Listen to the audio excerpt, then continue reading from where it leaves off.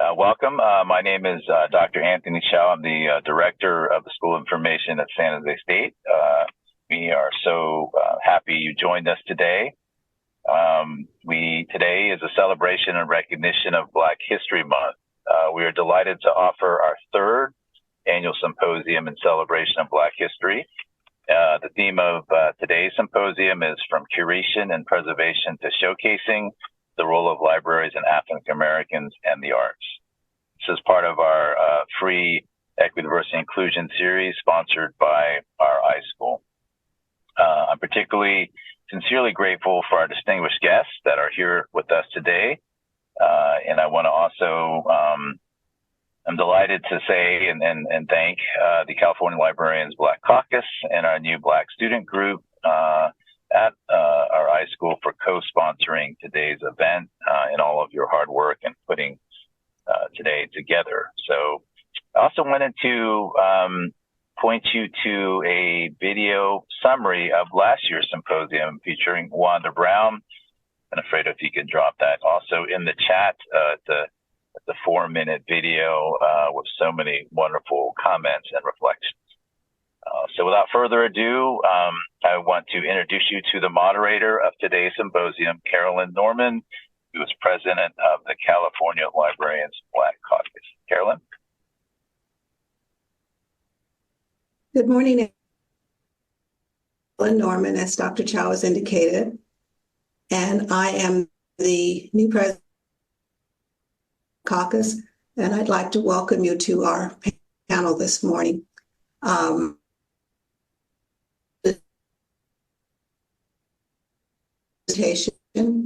And I'm going each of them to celebrate, share a little bit about themselves.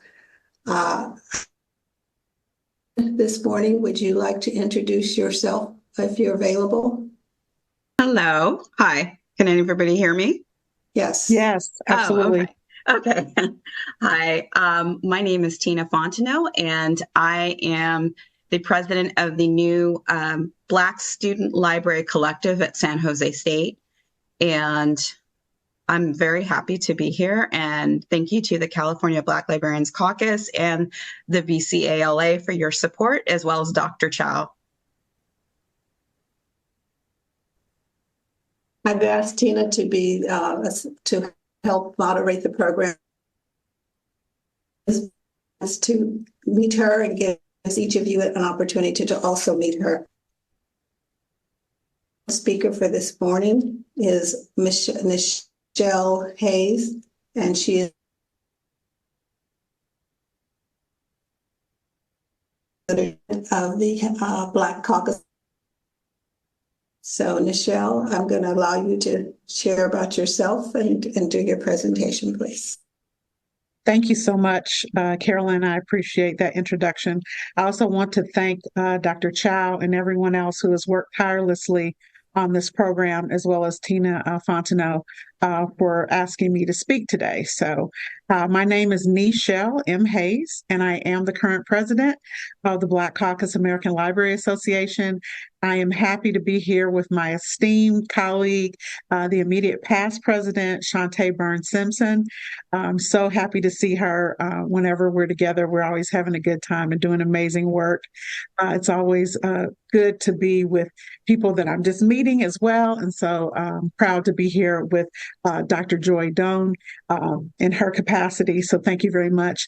And then just in case you guys see just an errant arm coming through a little face, that's my nephew. And he wanted just a little bit of screen time. So please give him love. This is what happens when you're working in a virtual environment and you're kind of at home. So we're just going to go with it. Thank you for that hand clap. We appreciate it. So I'm going to go ahead and pull up my PowerPoint. We're going to share it, and I think everyone can see it, and we're just going to go ahead and get started. So we're talking about Black History Month, and something that I say all the time is that I'm Black 365. So Black History Month for me is a time to really be intentional, to really share, But what I would say for the masses that it's a time for an entry point or perhaps an appetizer for you to come in and learn a little bit about Black history and kind of expand that. And even more important, as information professionals, for us to share that knowledge that we have. So it doesn't really matter how much we know if we're not sharing that with others. So this year, the theme is African American and the arts. So my first question is going to be, did you know that there was a yearly theme?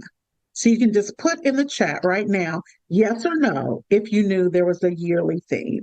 So this is actually the 98th year that we've had an annual Black History theme, and that kind of helps to solidify and focus our energies on what we're going to be doing for the year.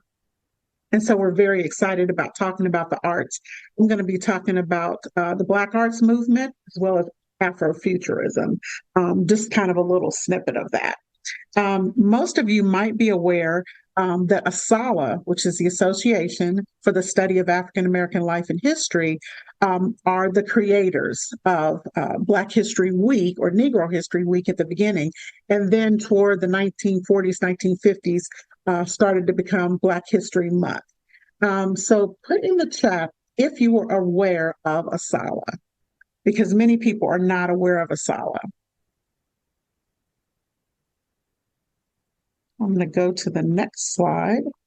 There we go. So here are some of the themes that we've had over the last few years. And ASALH is so amazing in the work that they do that they already have the theme for next year. So if you want to get kind of ahead of the game, you can start doing some of that work. So there's African Americans and labor. So that's already set up for 2025. I am a local member and a national member of ASALH. I have been blessed to be able to present at the last 2 to 3 conferences on different topics. So I'm really excited about the organization, and they do amazing work. And so you can see since 2017, we've had some varied themes, and it kind of tells you where the focus is, where the impetus is, and how we've kind of maneuvered our way through the reality that we have at the time. So in 2017, we had Crisis in Black Education, African Americans in Times of War, Black Migration.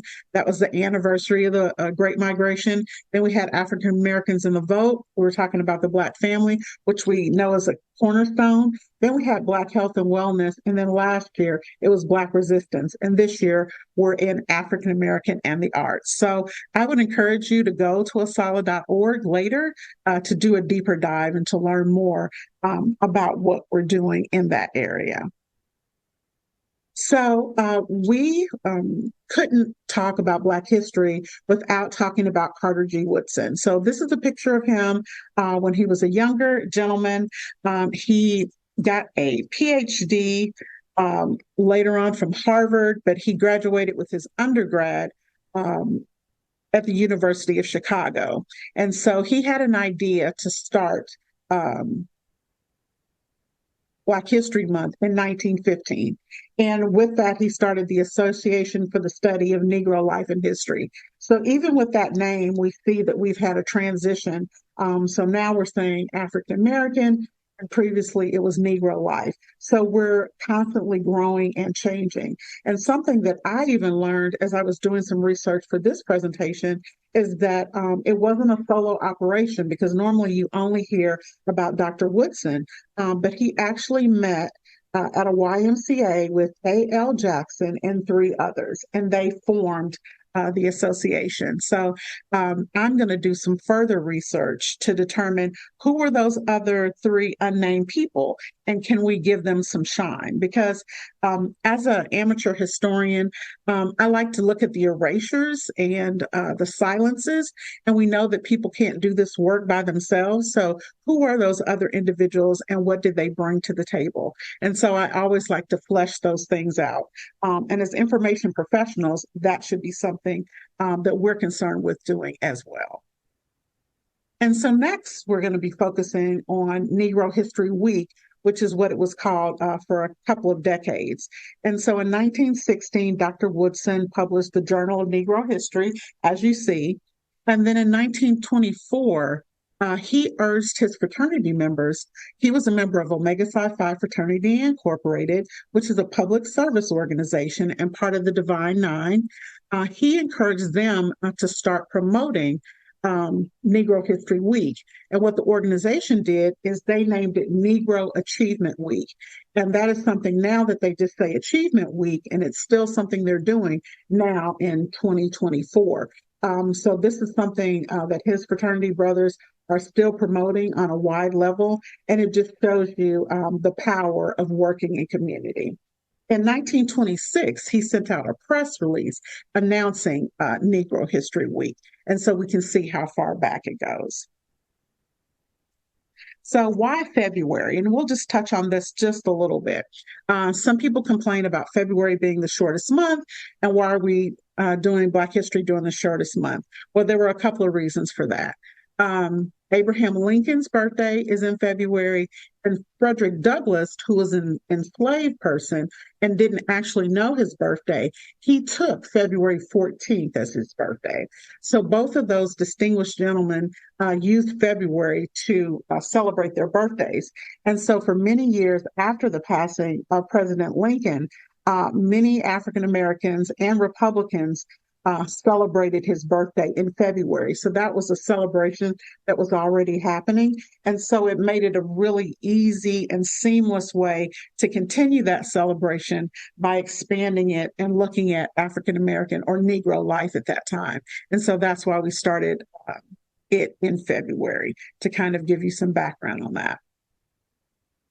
And then in 1937, we had the Negro History Bulletin, and Mary McLeod Bethune established that. So we can see that women were involved in this work in the very beginning. And we also know that Mary McLeod Bethune created Bethune-Cookman College in Florida. And so she brought that school up with her hands and baking sweet potato pies and just working tirelessly. So we know that African Americans, Black people, Negroes have been doing incredible work in the country, in the world. And what we're trying to do is just to shine a light on that. So why? You might say to yourself, well, why do we need Black History Month at this point? Don't we already know all of the things that we need to know? And I would say there's always a chance to talk about the things that we know and expand our knowledge. I think it's easy to forget things, especially in the climate that we're in right now, where we're having book banning and people are trying to have erasure of history. It's really, really important for each individual to know something. And then more importantly, not just know it, but to also share it. And so there's no better time for us to talk about Black history. So we started in the motherland, and Africa was the foundation, the opening for everyone, but especially for African Americans. And so we always looking back to the motherland as our seat. And we've gone all over the world and made huge impacts. And that's important for us to know as well. Sometimes living in America, we think it's all about America because we're the hegemon right now. But actually, Brazil is the country that has the highest percentage people of African descent in the world. And so we're in the UK, we're in Asia, obviously we're here in America, we're in South and Central America. So we have an impact globally, and it's important for us to talk about that. And so with the Black Caucus American Library Association, we're doing more to talk about librarians that are in the Caribbean. And they actually had a chapter about it, what it's like to do that work in librarianship. And so, there's just always another segment to look at. And I'm going to try to check the chat to make sure there aren't any questions. Okay, I think we're good. Right. So this is a quote from Morgan Freeman: Black history is American history.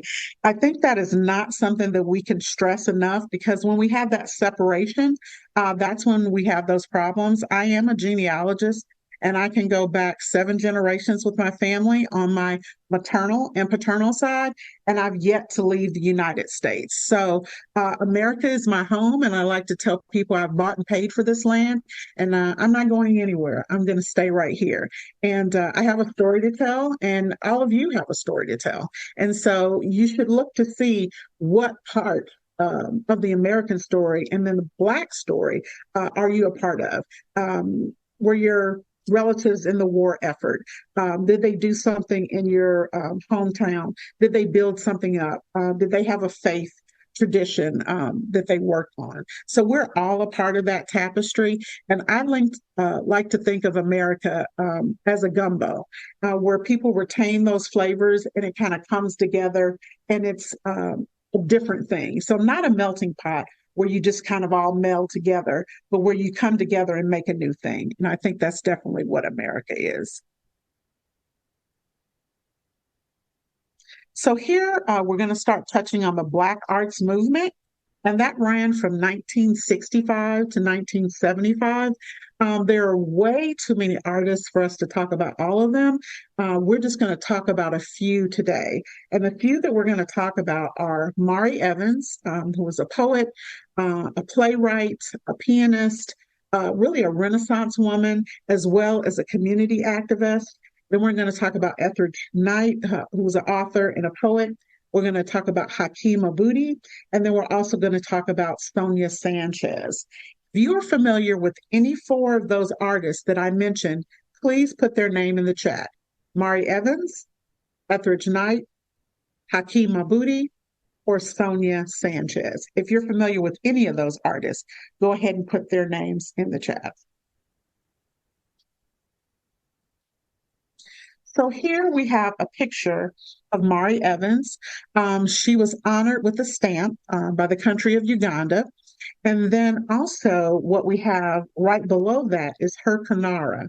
So that is the kinara that she used each year for Kwanzaa in December. And her family put that on loan for the library in my hometown. And we were blessed to be able to have that for several years, to have that on loan. And so oftentimes you will see that people will be making a huge impact around the world, but in their hometown, they're not as well known, or people don't really know their impact because they're used to seeing them at church, at the grocery store, in the park, and they don't really realize all the work that they've done. But Mari Evans was a global figure. She was also an educator. She taught in Atlanta for quite some time. As I said before, a poet, a pianist, a playwright, and definitely, even more than all those things, she was a community leader.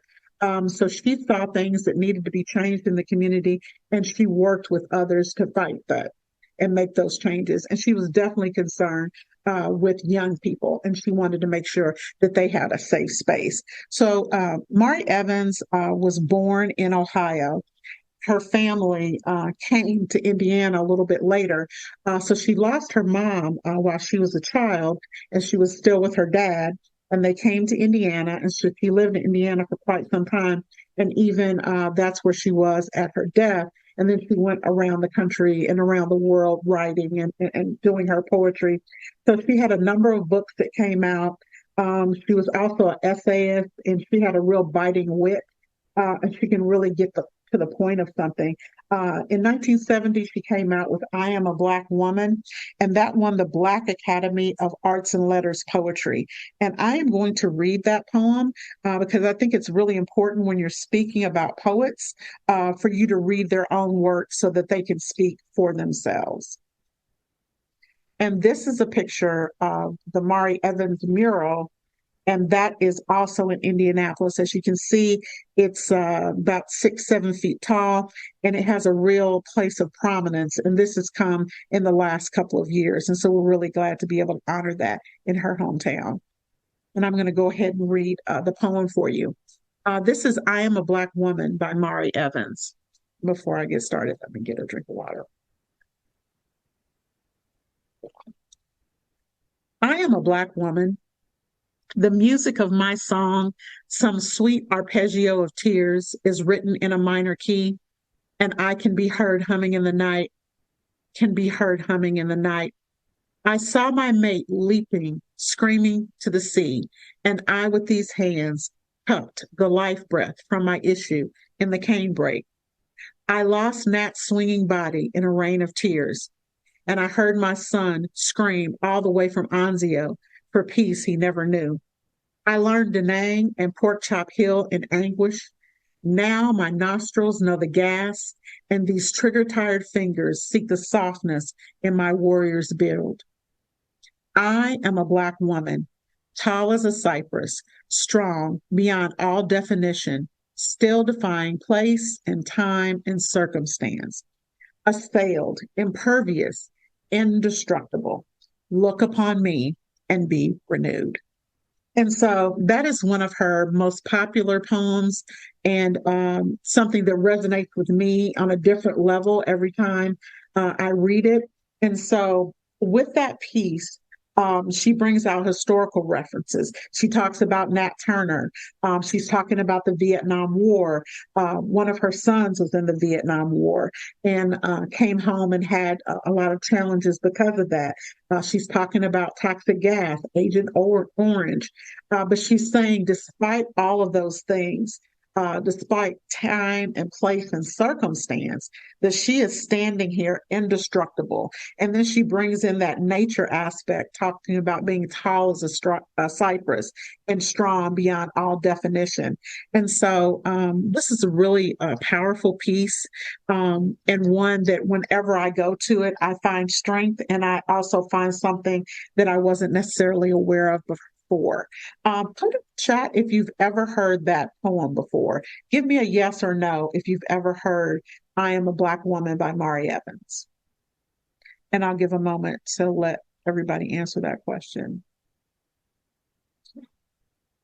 Some have. Okay, awesome. That is great. So I would challenge all of you, whether you've heard of that poem or not, to share it with someone today or this week and tell them about what you've heard. So next person we're going to be talking about is Etheridge Knight. And so you're going to find this Hoosier connection with both of these authors. This author was actually born in Mississippi, but came up to Indiana with his family, and his family still lives here. And I've worked with them on several projects where we're promoting and talking about Etheridge Knight and his work. He dropped out of high school while he was a teenager. He joined the Army to serve in the Korean War. He was wounded by shrapnel during that conflict, and he acquired a drug addiction that had a huge impact on his life. He wrote poetry in prison. He also was a reciter of kind of toasts, is what they called them, kind of long, involved poetry pieces. And then he went on to do additional work with poetry. And he just did a lot of really important work in the field. He was really impactful for other poets. He was married to Sonia Sanchez, who was also part of the Black Arts Movement. They were married for about 4 years. And so as you're looking at this, you see a lot of the intersectionality. You see how these people are coming in contact with each other and working together. And so they're not just silos. So it's important when we're doing this research to kind of unpack what does that look like, and who were their contemporaries, and how did their contemporaries help them. So we have another poem, and this is my favorite poem by Etheridge Knight, and this is the idea of ancestry. So I think I mentioned before that I'm a genealogist, so genealogy always speaks to me, and so I'm going to go ahead and share this with you. The Idea of Ancestry by Etheridge Knight. Taped to the wall of my cell are 47 pictures, 47 Black faces. My father, mother, grandmothers, one dead, grandfathers, both dead, brothers, sisters, uncles, aunts, cousins, first and second, nieces and nephews. They stare across the space at me, sprawling on my bunk. I know their dark eyes, they know mine. I know their style, they know mine. I am all of them, they are all of me. They are farmers, I am a thief. I am me, they are thee. I have at one time or another been in love with my mother, one grandmother, two sisters, two aunts, one went to the asylum, and five cousins. I am now in love with a 7-year-old niece. She sends me letters in large block print, and her picture is the only one that smiles at me. I have the same name as one grandfather, three cousins, three nephews, one uncle. Uncle disappeared when I was 15, just took off and caught a freight, they say. He's discussed each year when the family has a reunion. He causes uneasiness in the clan. He is an empty space. My father's mother, who is 93 and who keeps the family Bible with everybody's birth dates and death dates in it, always mentions him. There is no place in her Bible for whereabouts unknown. Each fall, the graves of my grandfathers call me. The brown hills and the red gullies of Mississippi send out their electric messages, galvanizing my genes. Last year, like a salmon quitting the cold ocean leaping and bucking up his birth stream, I hitchhiked my way from LA with 16 caps in my pocket and a monkey on my back. And I almost kicked it with the kinfolks. I walked barefooted in my grandmother's backyard. I smelled the old land and the woods. I sipped corn whiskey from fruit jars with the men. I flirted with the women. I had a ball till the caps ran out and my habit came down. That night, I looked at my grandmother and felt my guts were screaming for junk, but I was almost contented. I had almost caught up with me. The next day in Memphis, I cracked a croaker's crib for a fix. This year, there's a gray stone wall damming my stream, and when the falling leaves stir my jeans, I place my cell or flop on my bunk and stare at 47 black faces across the space. I am all of them. They are all of me. I am me, they are thee, and I have no children to float between. And so, please tell me if you've ever heard of that poetry, that poem before, The Idea of Ancestry by Etheridge Knight. It always moves me. I have a couple of different family lines where there's names that repeat. And so you have all of these people named after the same person. So I definitely know that. Definitely know that pull of your family going back at a certain time and coming together and being a part of them and being able to be with your family and not have to make any explanations because you know them and they know you for good or for bad. And so it's just a really powerful piece of poetry. And I'm just glad I was able to share it with all of you today. And next, I want to show you an artistic rendering of that poem.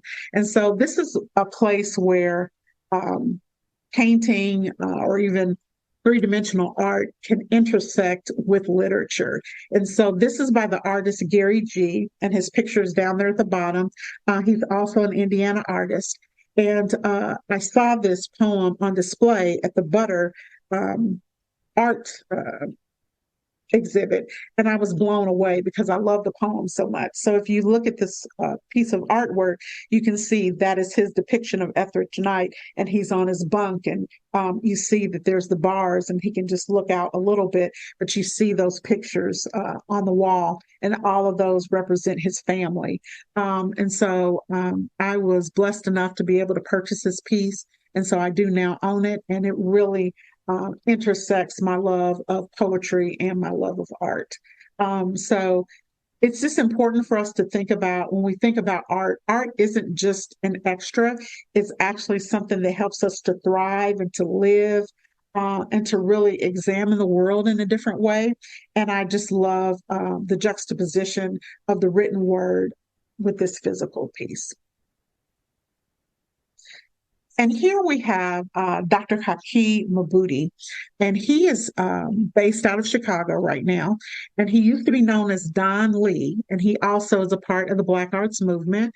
And you see his quote there, "Libraries are anti-ignorance and leaders are book readers." He's doing still some amazing work. He has the oldest continuously published publishing house owned by Black people, Black Press, and it's called Third World Press. And so they started in 1967. They're still doing some amazing work. If you've never heard of Dr. Mabudi, please look him up or look up Third World Press. I was able to bring him in for a poetry event, and it was really amazing to have him there. That's one of his books, Taught by Women, and he talks about how important women are, how important his mother was, how important Gwendolyn Brooks was to him, who was our first poet laureate. And Gwendolyn Brooks, he calls her his literary godmother. And Gwendolyn Brooks also had a big impact on Etheridge Knight. So again, you see that intersection, and people are not operating in those silos. Another really important person in the Black Arts Movement. And here we have Sonia Sanchez. As I mentioned before, she was married for about 4 years to Etheridge Knight, an amazing poet. She has inspired a whole new generation of poets. She redefined the role of poetry in activism. She's a poet, a writer, a professor. Again, another Renaissance woman. So if you haven't read anything by Sonia Sanchez, please check her out. Oops, I'm sorry, I jumped too far ahead. And so here we have more of a contemporary artist, and this is Maurice Broaddus, and he's doing a lot of things in the YA sphere, in Afrofuturism. He's doing things with Wakanda. He's doing things with steampunk. And so there's just a couple of his books we have there, Sweep of the Stars and then Pimp My Airship.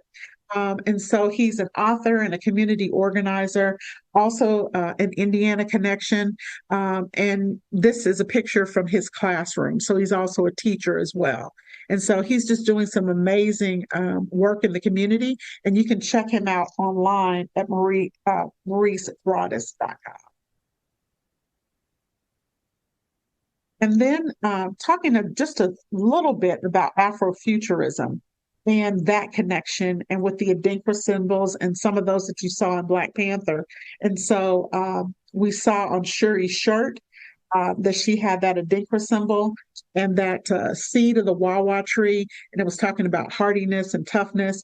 And then on Chadwick Boseman or Black Panther's shirt in Say, and that was the meaning for that was excellence, genuineness, and authenticity. So again, just looking at that connectivity and that intersectionality, and I would just encourage everyone to think about that as you're doing that deeper dive. I would be remiss if I didn't talk about our conference that's coming up this year, July 24th through the 27th. Everyone is welcome. Registration is going to be open in just a couple of days. We're going to be in New Orleans. We're going to have an amazing time. I can't wait to see everybody. You can check us out at ncal.com. And that is the end of my presentation. And I think I have some time for questions, and I will stop sharing my screen so that I can see those questions. But thank you so much for your time today.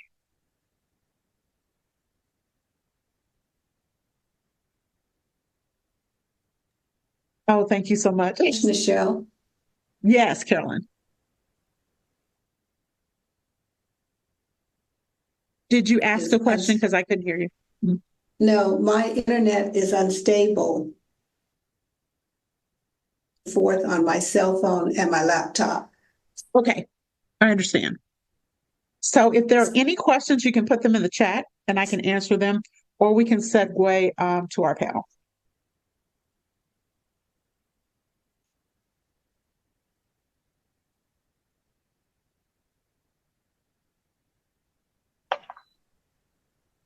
Looks like there's something in the chat. Wow, that's amazing.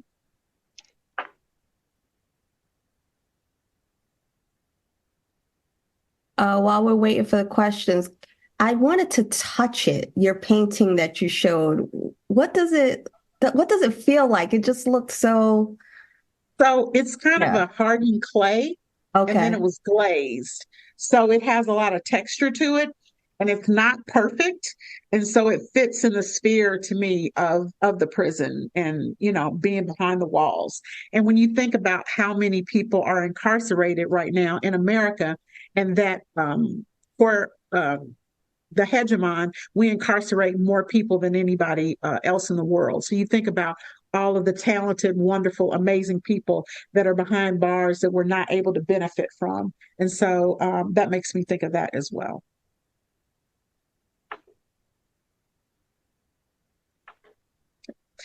I think that I am finished and I don't see any more questions. Thank you all for your positive reception. I appreciate it. And I am going to hand it over to, I don't know if I'm going to hand it over to Dr. Chow. Yes. Actually, Tina will be stepping in, and Marva is having a challenge connecting also. I understand. So we're going to go to Joy next. And Tina, would you introduce her, please? Thank you. Yes, just give me a second here.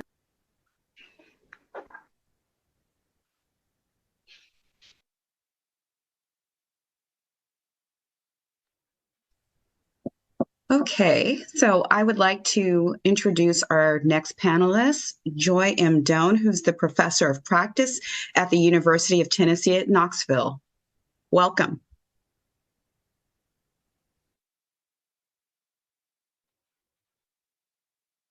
Sorry, muted. I'm so happy to be here with you all. It's such a pleasure.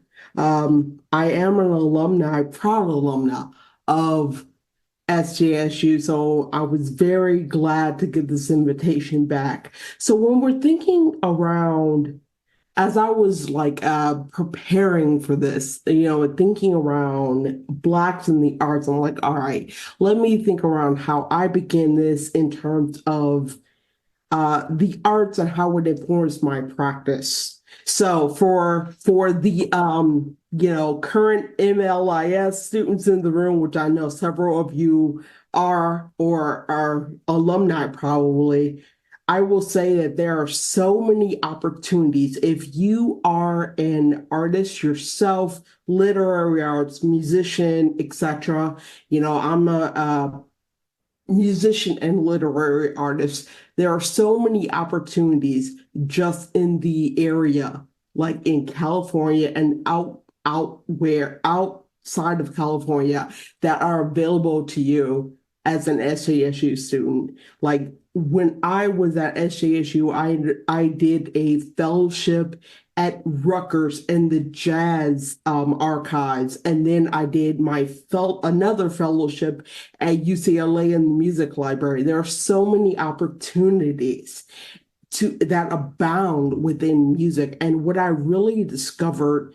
as a student doing this is the availability that we all have to be able to bring our own artistic practices into LIS. So what do I mean by that? Like, I've curated several exhibits over the years. I know that Michelle's presentation was focusing on the Black Arts Movement 1965 forward. I'm going to go a little prior in history and bring up another event that you all, hone in on of Jazz Appreciation Month, which is hosted by the Smithsonian Institution and is a nationwide event at this point, and actually has been, you can see it in the paperwork, was literally brought to the Senate floor and approved. So it's every April, okay? And libraries, schools, jazz institutions, conservatories are welcomed and invited to host programming and historical and archival events that are highlighting jazz. And there's a different figure every year. So for example, I'm trying to think, an exhibit I did in 2015 focused on Billy Strayhorn. And if you aren't familiar with Billy Strayhorn, he's like the second in command, but a wonderful jazz musician in his own right that worked with Duke Ellington. You may know the song On the A Train. So, that is an example of how we can bring curatorial practices along with the arts in our field. All right, so I'm going to pause there because I don't want to round when I know there are other panelists, but I did want to bring that in.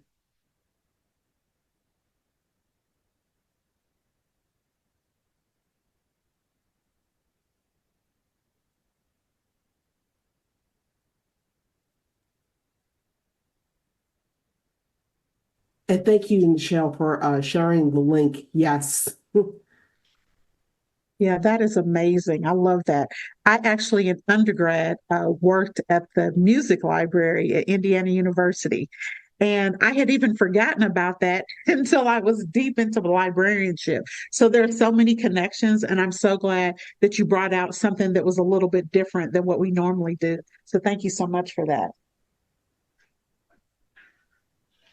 Thank you very much, Joy.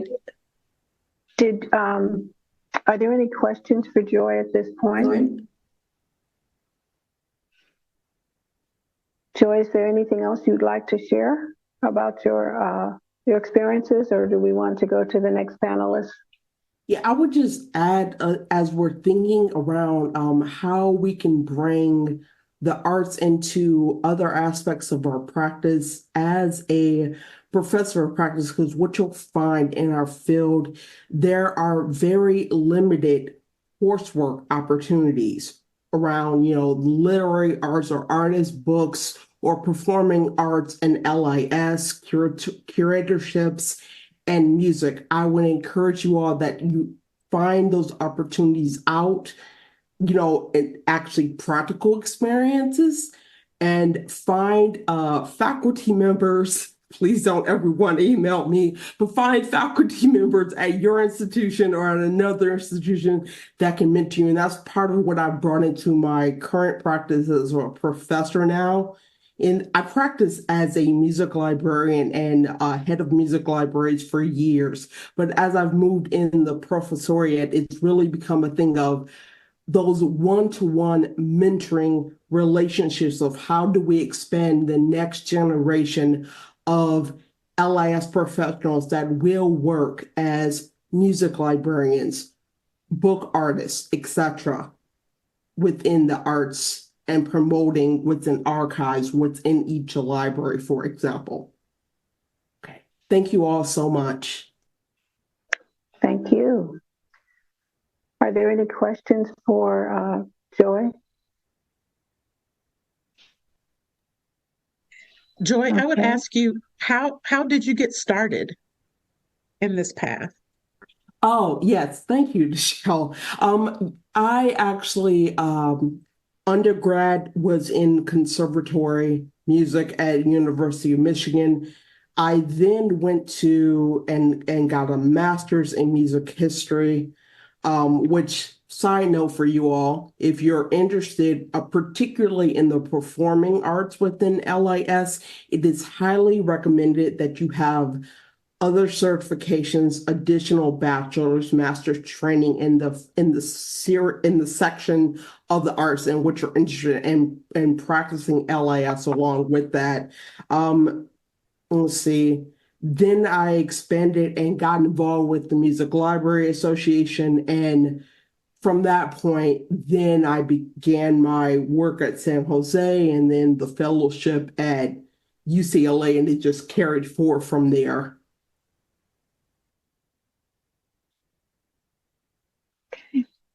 Thank you for sharing that. And that shows that everybody just has a different path forward. And so there's not just one way, but a lot of really dynamic ways to get there. Thank you so much. Yes. Any other questions for Joy? Okay, thank you. We're going to move on to our next speaker, Shante Burns-Simpson, who is the Associate Director for Center of Education and Schools at the New York Public Library. Shante? Hi, everyone. Okay, so it's great to follow these amazing individuals, and kudos to Joy for being a music librarian. I guess in my next life, I could be a dance librarian. Because my undergrad is in dance, and I would have loved to been able to move forward in that sector, but LPA is definitely not looking to hire at this moment for that. But I am here to talk about another part of the arts, which is Augusta Savage.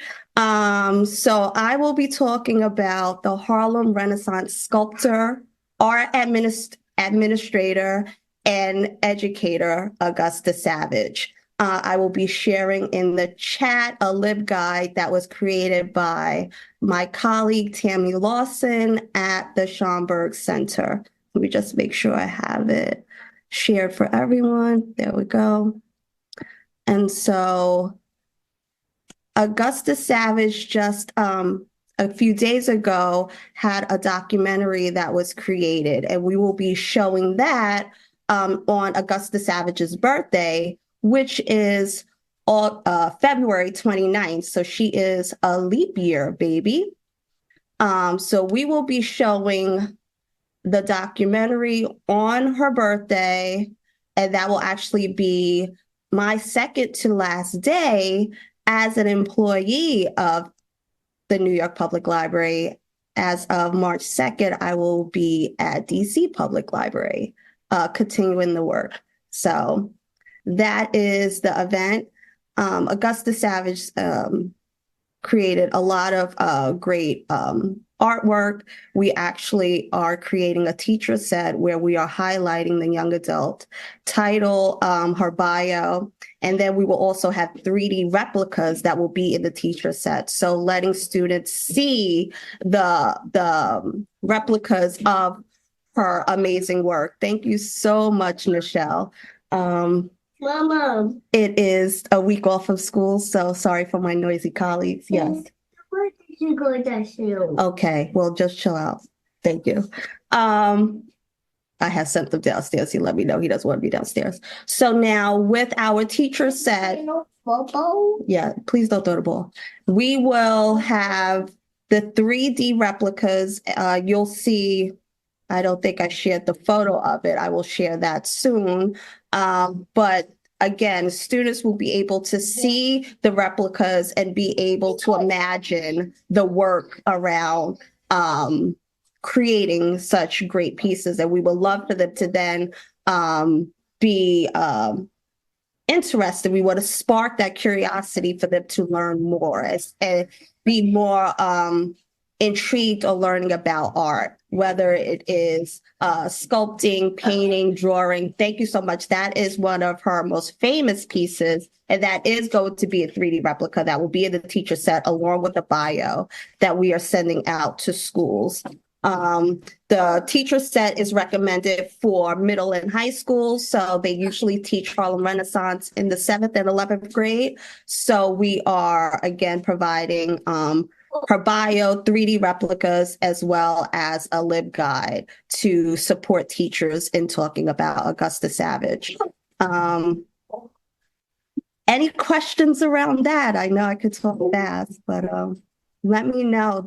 Please, if you are in New York or you know anyone in New York, all are welcome to come to our event. It's not going to be streamed, unfortunately. It's just an in-person event. So.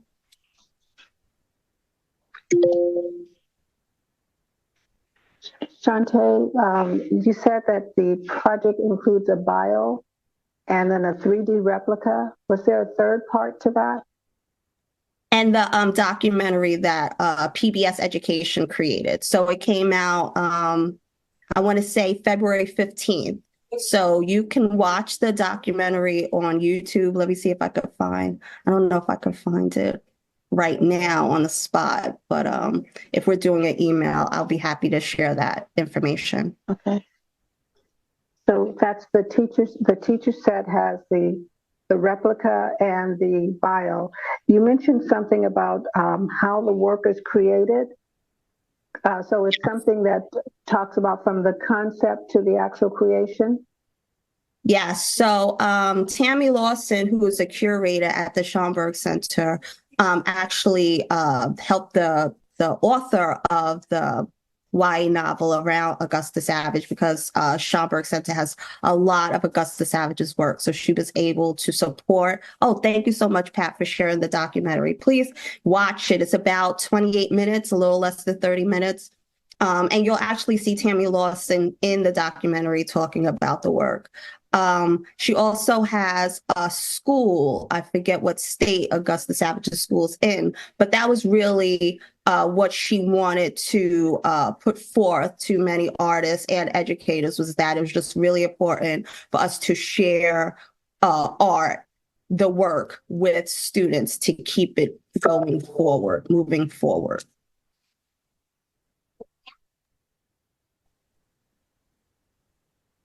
Are there other questions for Shantae at this time? Okay, Shantae, is there anything else you would like to add to your presentation? Or just, I know you said you could talk all day. I could talk all day, and Nichelle could tell you. But I really appreciate you talking about Augusta Savage. I think she's an artist that a lot of people have forgotten. And part of that is because some of her big pieces, like Lift Every Voice and Sing, that harp that we showed a moment ago, have not survived. So we have the pictures, but we don't have the full rendering. So I love that they're going to have that 3D mock-up, because I think there's going to be a new resurgence in her style and her presence and her genius. And so I think this is incredible. And we need to spark that energy and excitement in young people. So thank you so much for what you're doing. Thank you so much. And just finally, I'm sorry. I thought I heard something. Okay, sounds like Marva has made it in. Hey, Marva, just hold on. Thank you. I'm glad you made it. Shantae, you want to finish? Yeah, there's a lot of, I don't know how many of you go to I think it's the National Arts Education Conference. It was in Texas last year. I believe it's going to be in Minneapolis this year. And there was a lot of discussion around Augusta Savage. So like Nichelle pointed out, President Hayes pointed out, that the work, there was very little known about Augusta Savage. So I think with the biography, the YA biography that was recently created, and now this documentary, there is more support in having the discussion around Augusta Savage, because the work is truly, truly remarkable. And we need to make sure that her legacy remains.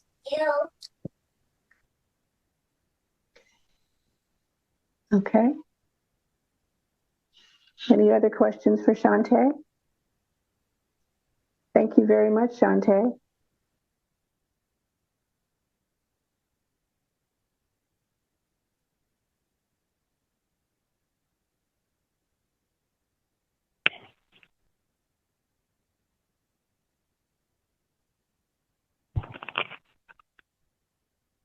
Carolyn, I believe Marva is on calling in. yes, I am. Happy to have you. I'm glad it all worked out. Yeah, I don't know. Thank you, both of you. Okay, it's your show. Oh, it's my show. Okay. Yeah. Well, hello there, everyone. That's not working, but I am here. I am here. Well, we're talking today about curation and preservation, to showcasing and wondering about the role of libraries in African American and the arts. That's a mouthful, more than a mouthful. And I say with a resounding that there are many roles for libraries, in particular, about African Americans in the arts. And I'm talking all of the arts. I'd like to throw in here before I go further, looking at adding the arts to STEM. STEM has been in the headlines for some time now. But my goddaughter, who's been with STEM, has been indoctrinating me and saying that STEM should become STEAM. So we have science, technology, engineering, arts, and mathematics. And I think as we think about all of the innovative thinking and creative problem solving that goes on with STEM, that it would fit right in. I'm sure others will be talking about this a bit, but just want to say, looking at library curating, what we generally think about is collection development, and then start to look at cataloging and metadata. All of those are areas that I put a lot of time into, and we'll talk a little bit about those just a bit more.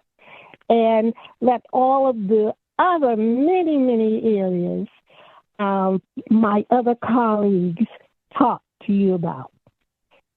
In curating and preserving collections, we celebrate and promote the rich and diverse artistic heritage of African American communities.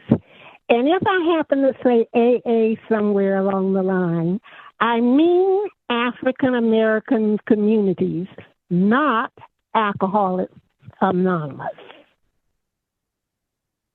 Let's look a bit more about how curated collections showcase and encompass the diverse range of materials that reflect the richness, creativity, and cultural significance of AA arts across various disciplines. And there are many, many disciplines that we put under the arts.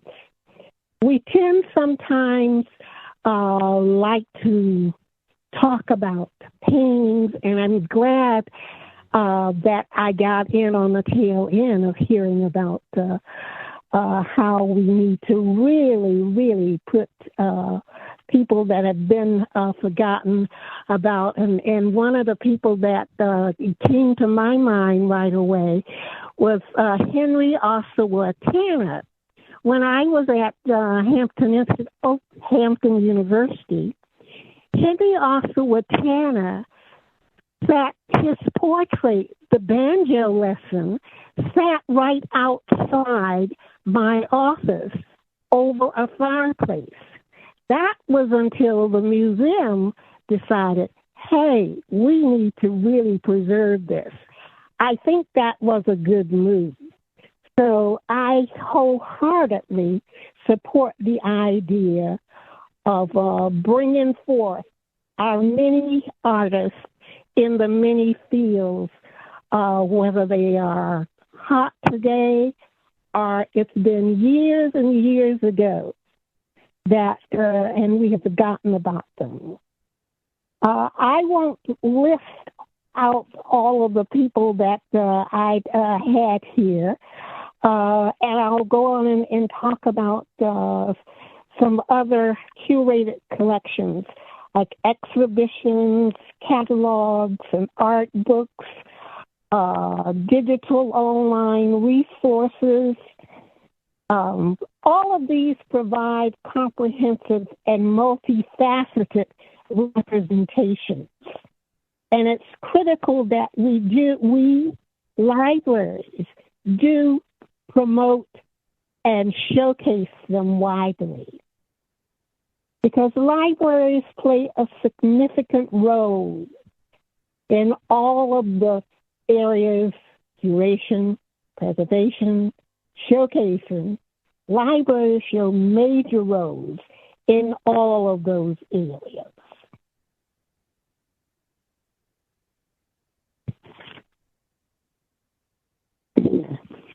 Excuse me.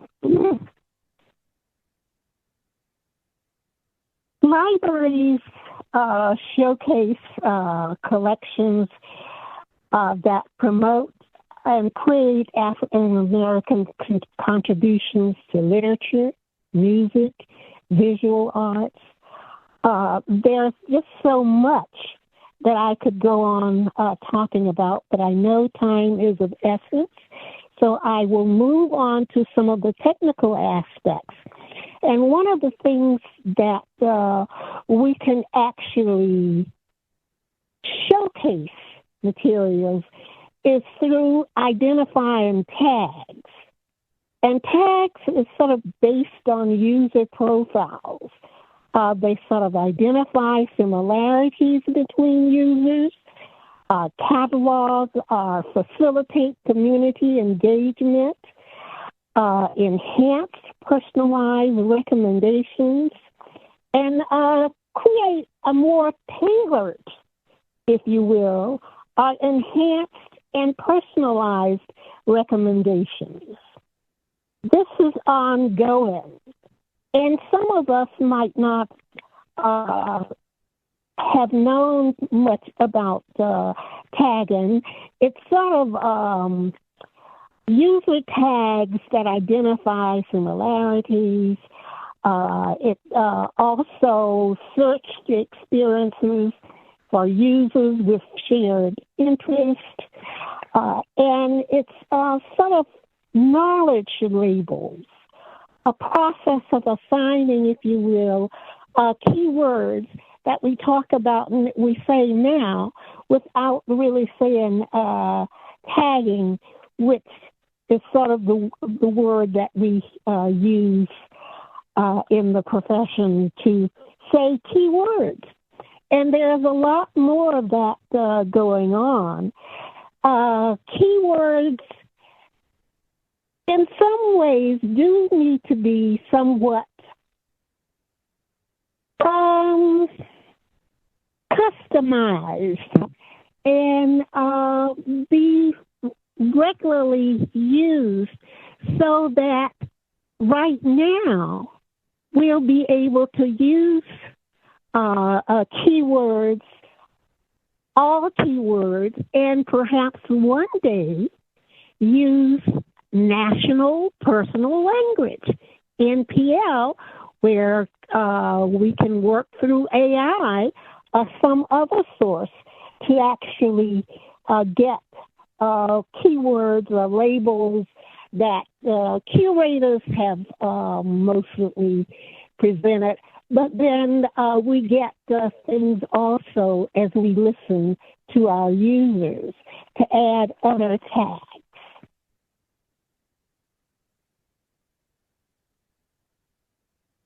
Tags really are used to deliver guiding users or researchers on how they can interact. Lots of times we ourselves, when we see artwork or we hear music, we interact. So all of those things can be brought to the forefront with tags. We identify types of materials, such as DVDs, movies, big print books, and I'm at that point of maybe needing to look at some big print books. But we have many people that are on that line. Look at, say, online journal articles, etc. And again, there are some people see that as one of the things that may be happening with AI.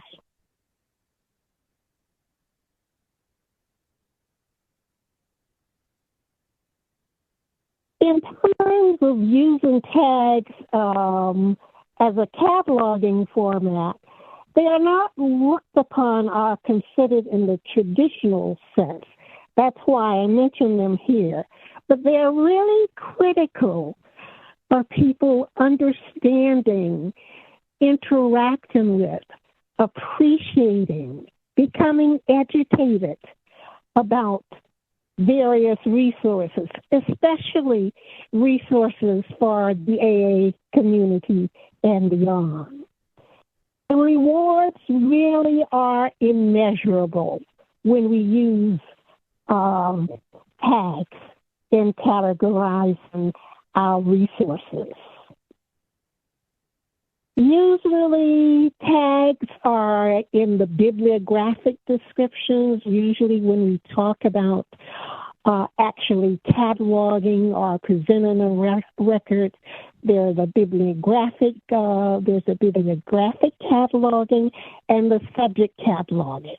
So if we add any tags in that record that we used to call the card catalog record, which is now any kind of metadata record, digital kind of representation, but it's usually indicated in the bibliographic description and can be very broad, and it's very important as we are describing our records that we are accurate, that we don't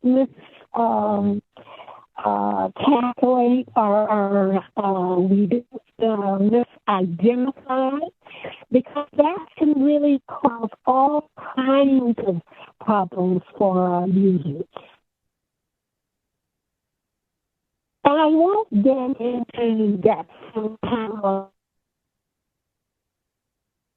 A little bit about the subject headings here and how they are critical. You must really be careful in providing structured, standardized terms when we look at topics or subjects, particularly, let's say at this point, the AA community. It comes from discovery, the consistent organization, that is. It helps in us looking at broader or narrower terms. So discovery is really huge when we are looking at what we focus on and what we might filter out as irrelevant in our subject headings. The key subject headings that we normally use and that have really had some problems are the Library of Congress subject headings, the Dewey Decimals, the Library of Medicine, and there are many others that are out there. But there are many, many libraries that are using the Library of Congress subheadings, and we get into cross-references, we say, oh, it's not here. We don't use that term. It's not here. But we use a C reference in our catalog. So the heading said, okay, you got to go somewhere else to get this. And we also look at the C also references when we say, okay, we got this, but you better look at this too to get a full idea of what's going on. Our subject headings help us in browsing.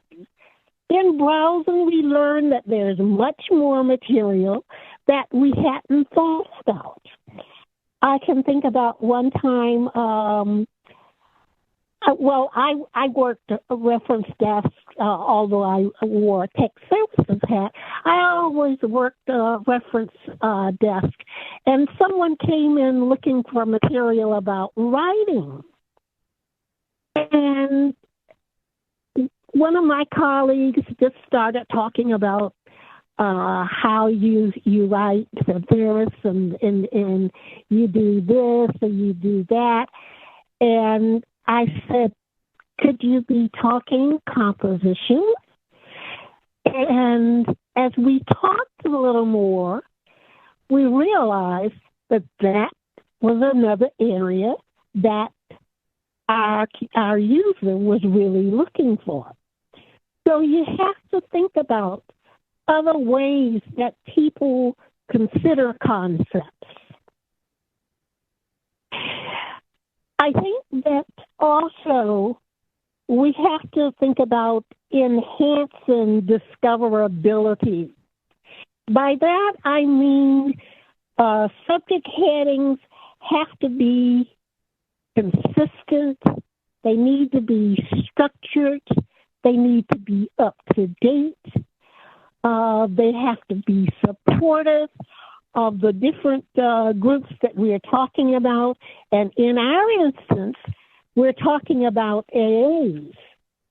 So we must definitely look at how subject headings can streamline the process of locating specific resources. Headings in library catalogs are often causing problems through misclassifications. Sometimes what we may do is see that something might be under a general heading, say history, without specifically identifying that it's history of AAs. And in looking at not indicating that it's history of AAs or that it's art of AAs, literature, that can be totally lost when an individual is trying to locate materials.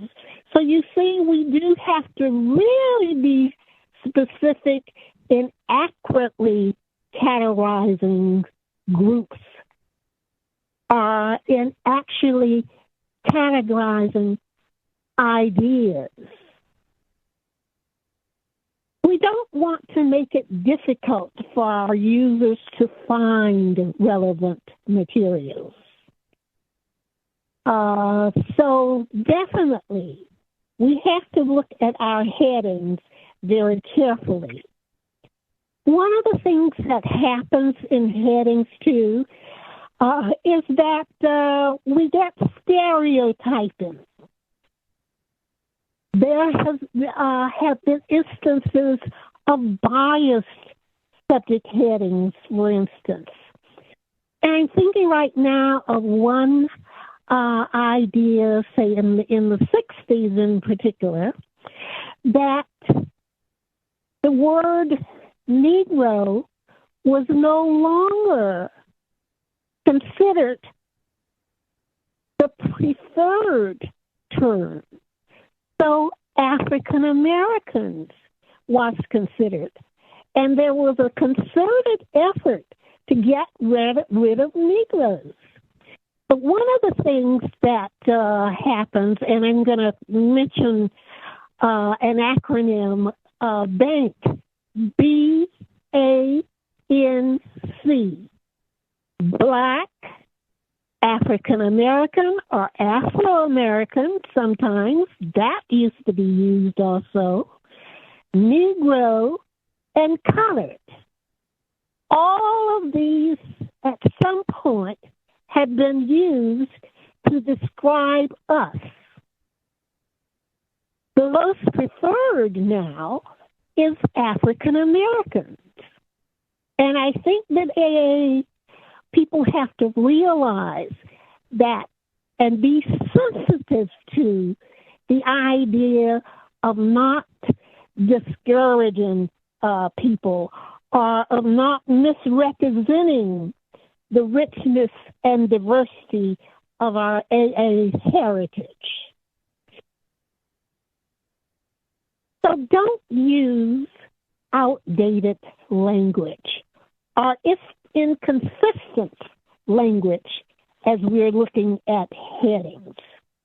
And don't use inadequate descriptions. Put a little bit more behind history. Put a little bit more behind paintings to make sure that people know that our great painters in the African American community are included and will not be missed. That material will not be missed by our headings. One of the other things that happens when we are looking at headings, subject headings in particular, is mislabeling. Sometimes they're inconsistent, there's bias. Oh, yes, lots of historical bias when we look at some headings that have been used. And it causes frustration, disengagement. It takes away the user's power. And we really want them to have lots of discoverability.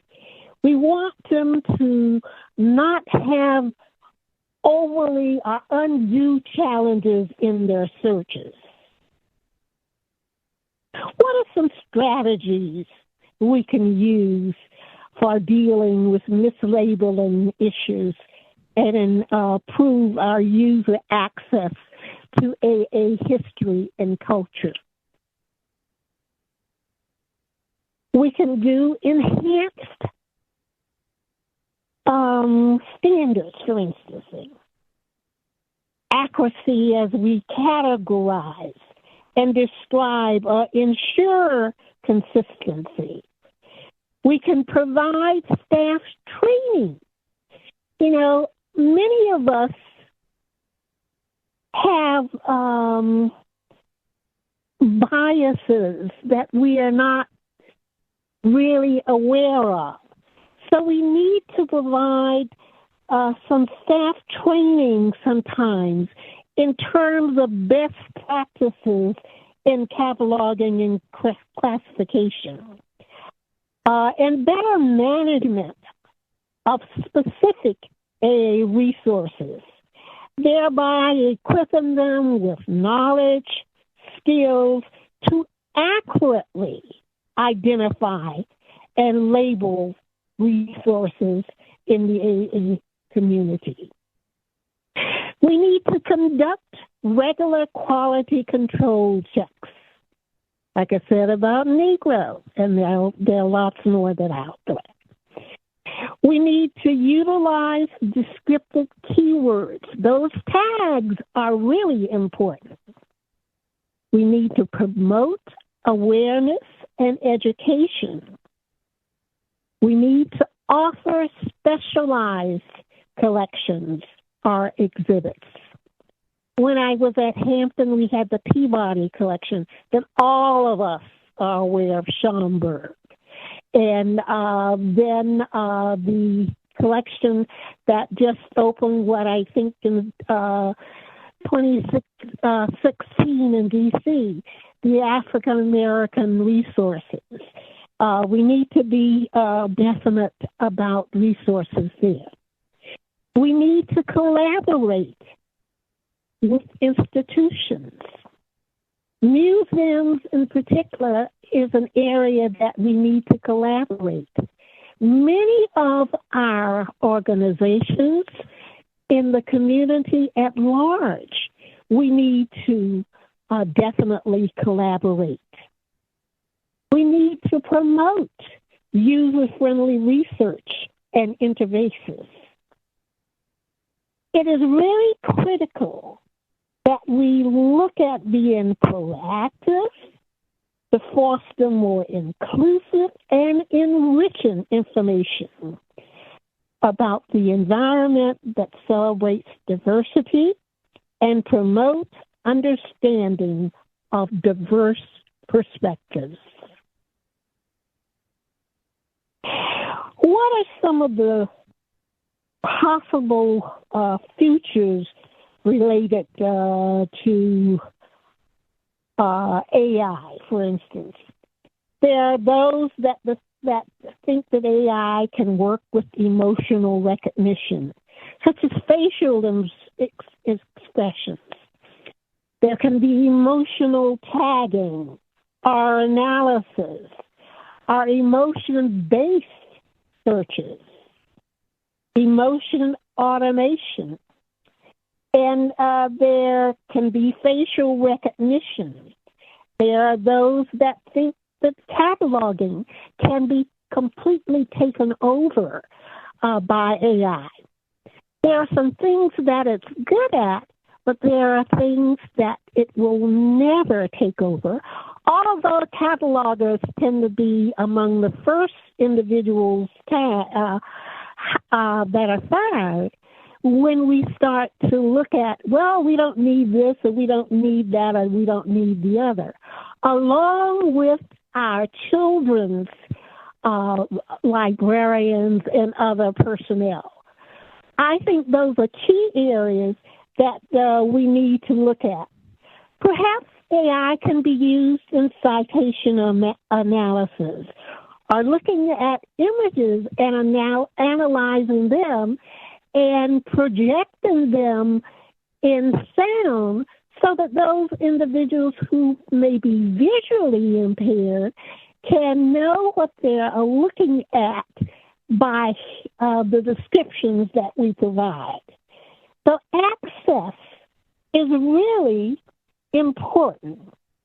We can look at alternate text for images that will help those that need to know what's being described.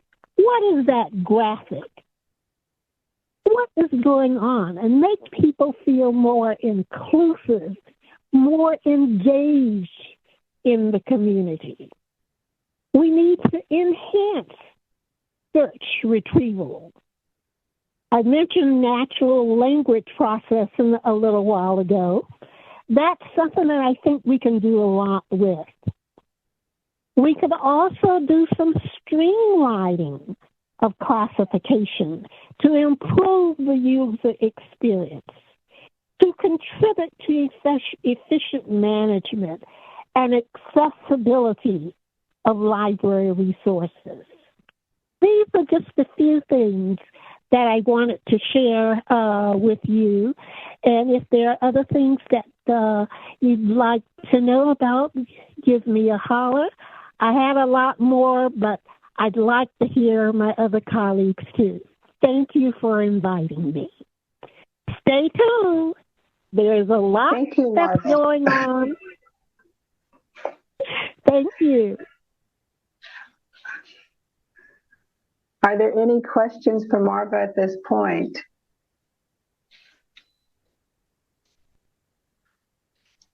I noticed that Joy added something in the chat regarding Library of Congress subject headings and the work at Dartmouth College.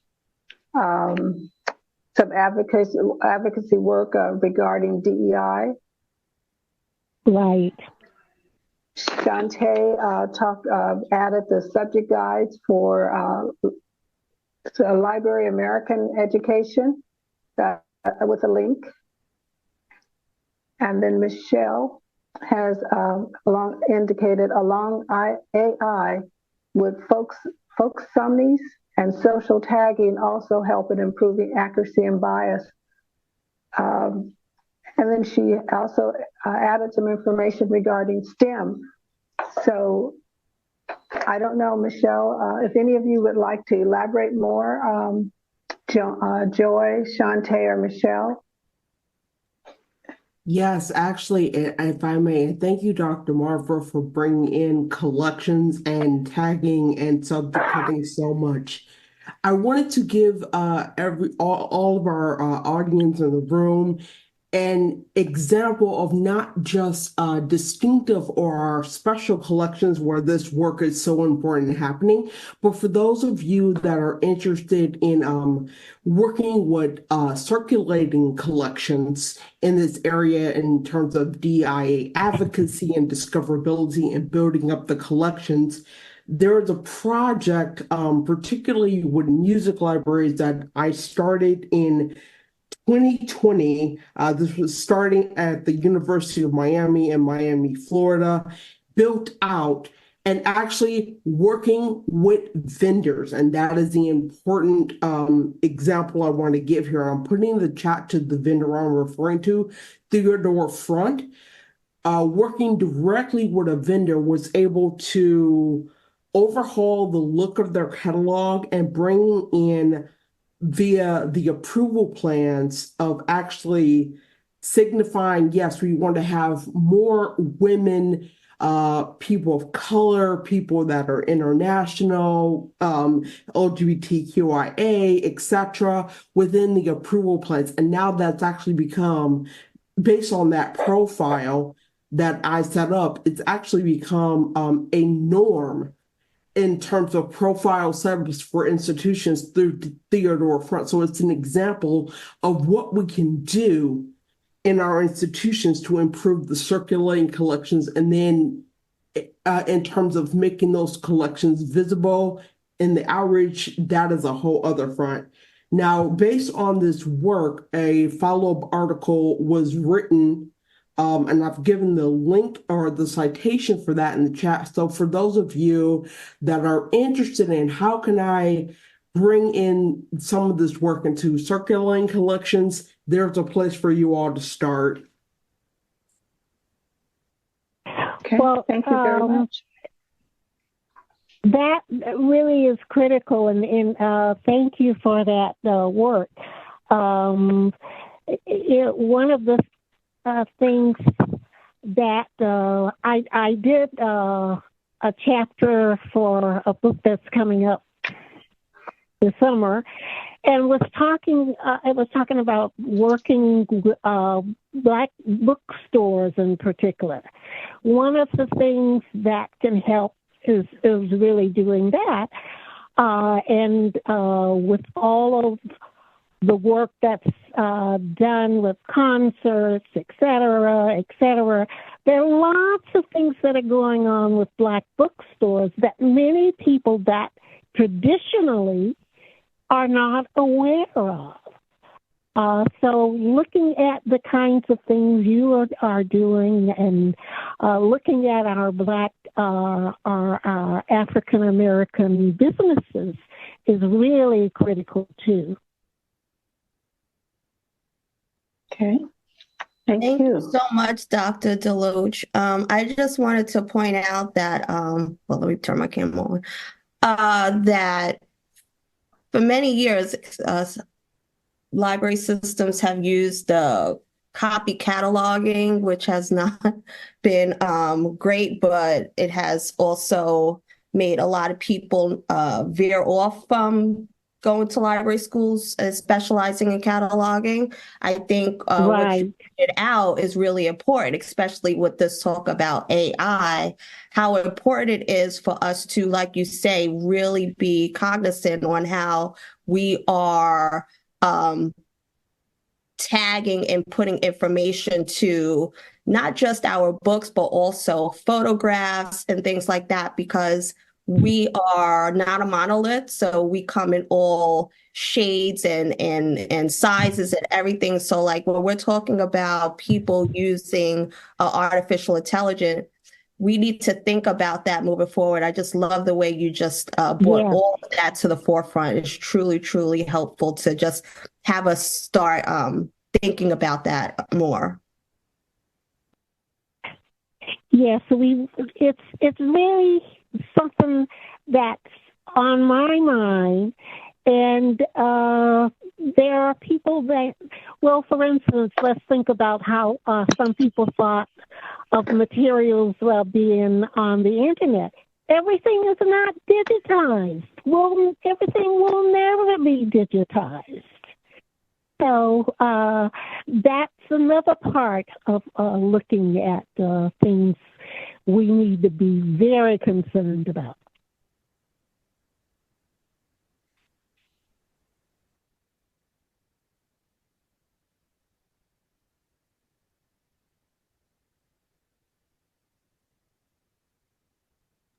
Do you work closely with publishers? Because again, when we're thinking about how many of us are copy cataloging We're getting a lot of like the 1 or 2 sentences about the book from the publisher. So do you work with them?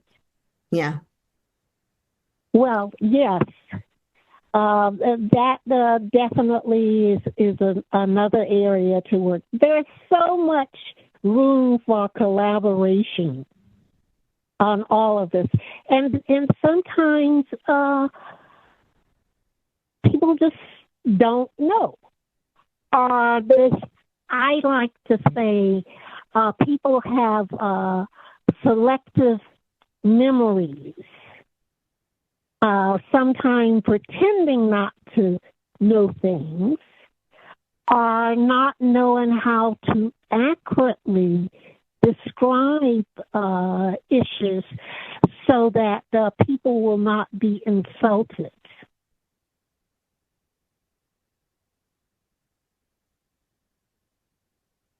You know, one of I was just thinking about this when I was out looking at jobs and things. Oftentimes, I'd have people say to me, "We can't find any Black people," and at that time, or oftentimes I'd let it go. And when my first day at Stanford, someone, a male, older white male, said to me, and he thought he was giving me a compliment, said to me, "I don't think of you as a Black woman." Now, had that been when I was younger, he would have known right then and there in front of everybody just how Black I was and am and will continue to be. I am all African American. Well, there's a little Native American background there too, but I am definitely African American, Black, if you want to say.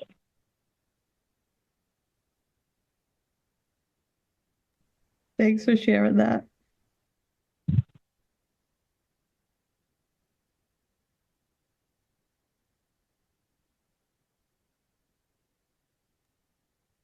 Any additional questions or comments from any of the panelists or the audience? There are several things in the chat, and I like the idea of bringing STEM into this. And as Marva was talking, I was writing out to myself, I was thinking about the sculpture that Shante had shared.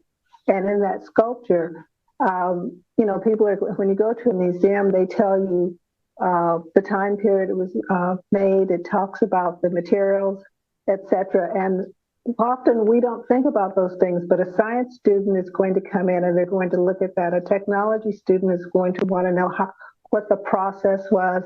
And so it brought it home to me, and I'm not sure if we as librarians go through and catalog and provide that type of information for our public. So thank you, Marva, for introducing that. You're welcome. And I said, my goddaughter has been indoctrinating me. Okay. No other questions or comments? Okay. I'll start on my reflections, and just want to share that I have been very pleased with the comments with the presenters today, and each of them brought into light what we as librarians need to do more of, and that's do research, looking at the history and doing some research and sharing that information out in practice in some type of format, whether it's a presentation or an article. That's helping to educate not only ourselves, but to educate the clients that we work with. I call them clients, some people call them users. it's the people, body of people that we work with. We've presented a lot of information today and helped to educate ourselves about a number of things. So I think that's important. We also need to reach out. Michelle talked about the National Association of African Americans. I forgot the right title, Life in History, Study of Life in History. We need to be actively involved with that and help them to help us. Joy, thank you very much for talking about the Jazz Appreciation Month and music. I was trained as a musician, pianist, and I don't play anymore, thank goodness. But if we look at performances, as we look at performances, who are the people that are performing, and not just the key performers, but who are the others? And people, someone may be looking for that one particular performer. I was watching something the other day, and I can't remember which program it was. I think it might have been the Grammys. And there was a Black celloist. And I think the first chair was a viola player. And I'm, oh my God, a Black female celloist. Because you don't see that in orchestras. And someone's going to want to know that person's name. You know, they were a backup for someone familiar. I think it was the Grammys.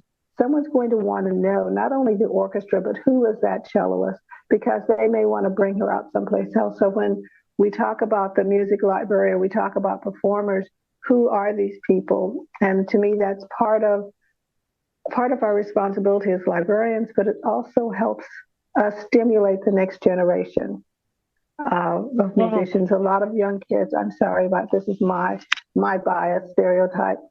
They all want to be Beyonce and Jay-Z and whoever else is out there. And they don't realize the hard work that goes into it. Being a performer of any nature, that's Shantae's right, Misty Copeland. And I don't know if any of you saw the Super Bowl. Cadillac did a commercial on their e-car, and there's a young ballerina that they show. And I caught her name glimpsing, and her name was Ingrid, and she's Afro-Brazilian. She's now with the Harlem Dance Troupe. But it was just amazing to see that her name was so quick. If you blinked, you missed it. But being able to promote that, not just Misty, but there are other Black ballerinas out there. There are other dance people out there, regardless. Shantae, I'm sorry you didn't make it as a dancer, but that's okay. You're going to do that in your next life.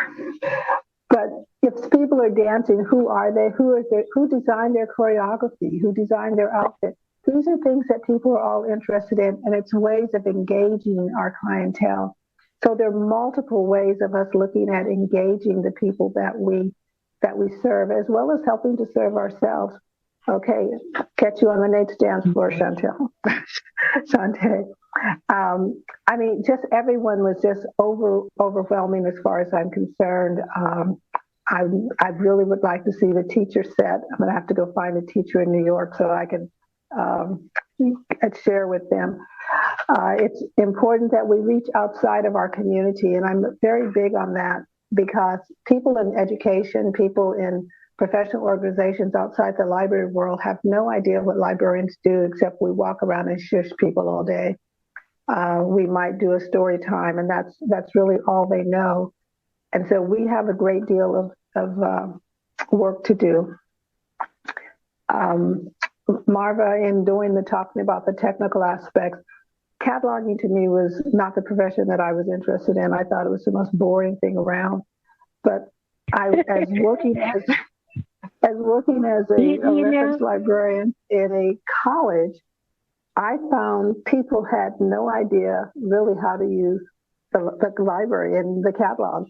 And it made me respect catalogers better. It also talked to me about the biases that people have. And most recently, we all talk about the ethnic biases and changing that. But a lot of times we're overlooking some things in the cataloging. And I think it's very important, because if we don't put the right terms if we don't remind people that we were not always Black or African American, that you may have to go back and look at colored. You may have to go back and look at Negro. You may have to look at colored and Negro and Black all in the same work. Right. That's important to know what the history of those terms were so that we could move forward. But I think those are very important things to me. Tina, do you have anything that you would like to add?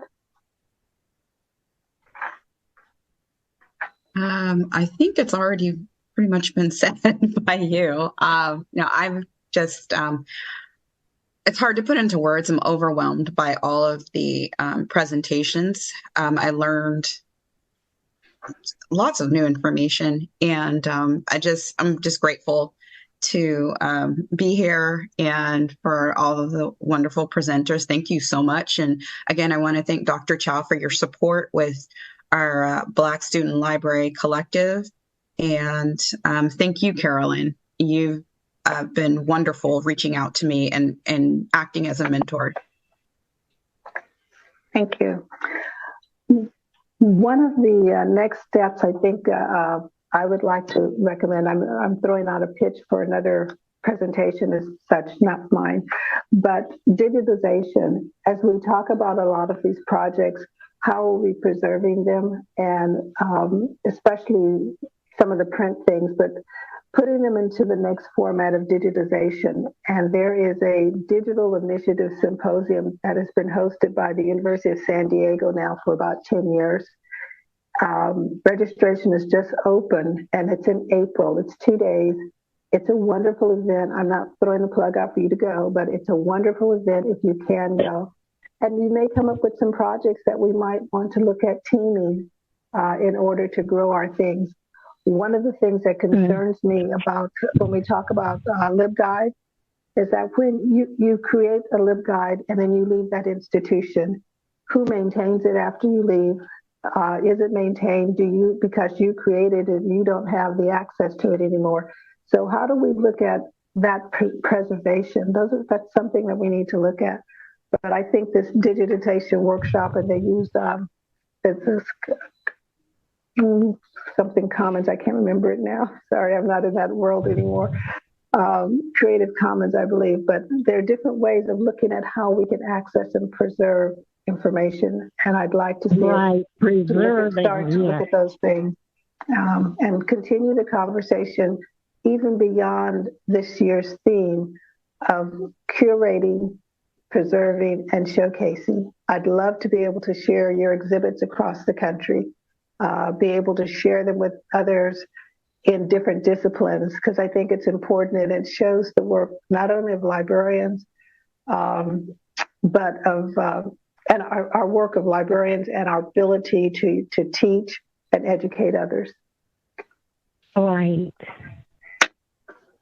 So, one of the things that I'm biased. I think that catalogers are some of the best reference librarians there are. Before I retired from BBC, I would have students, the athletes would come in and seek me out because I wouldn't let them get by doing things. Make sure that we share with our students. And I had a young woman that I had assisted with some things, and a few days later, she came in and said, "This is my brother. I want you to help him like you helped me." Really, those are some of the best types of things that we get from the many things that we do every day that we don't think about. And I'd like to indicate or suggest that we pat ourselves on the back every now and then about some of the things that we do. And what you do speaks a lot louder than any of the words you'll ever say. So I just want to encourage that. Thank you.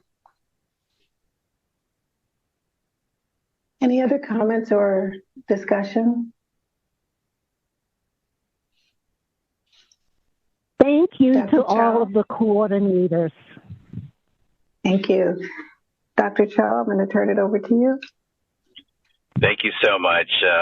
I'll start with always reflecting on how impressed I am with what has been said here today. This is our third cycle of symposiums, and every single time what is said and shared is so educational and so valuable. So thank you. Let's give everyone on the panel a loud round of applause, a virtual round of applause. Thanks again for taking the time to share this. The good news also is that we are very much into digital preservation. And I'm sure Alfredo was nodding his head on a lot of things too. We are working with the Northern Cheyenne to digitally preserve their language culture, and we're using 3D scanning and virtual reality as a way to extend being able to experience those digitally preserved people and stories and artifacts. So a lot of things that have been said here, I've been nodding vigorously as well.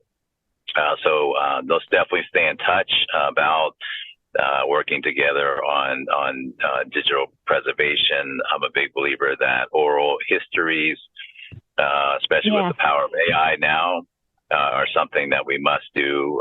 Some of you may know I just lost my father, so the preservation of our loved ones and our history, and these are so important. And I think we have the technology now where we can preserve stories, wisdom, traditions, and do a lot with those recordings. But that'll be another symposium. With that being said, all of today will be fully transcribed. It has been recorded, and a summary of the greatest moments of today will also be forthcoming. So please look out for that on our website. Also, please subscribe to our EDI YouTube channel. It is at SDSU iSchool_EDI, and Fredo, if you could put that in the link in the chat, that would be great. And then really quickly, we have a long list of additional symposiums coming. So we're going to be celebrating Women in Information for Women's Heritage Month next month, followed by Deaf Culture and Community, AAPI NH Heritage Month, as well as a Juneteenth Day celebration as we head into the summer. So it remains an honor, privilege to bring people together. And again, I remain awed by the amount of expertise and wisdom that was shared today at all of our symposia. So I want to again thank everybody for joining us. Please look out for the recordings and proceedings of today, and have a wonderful day.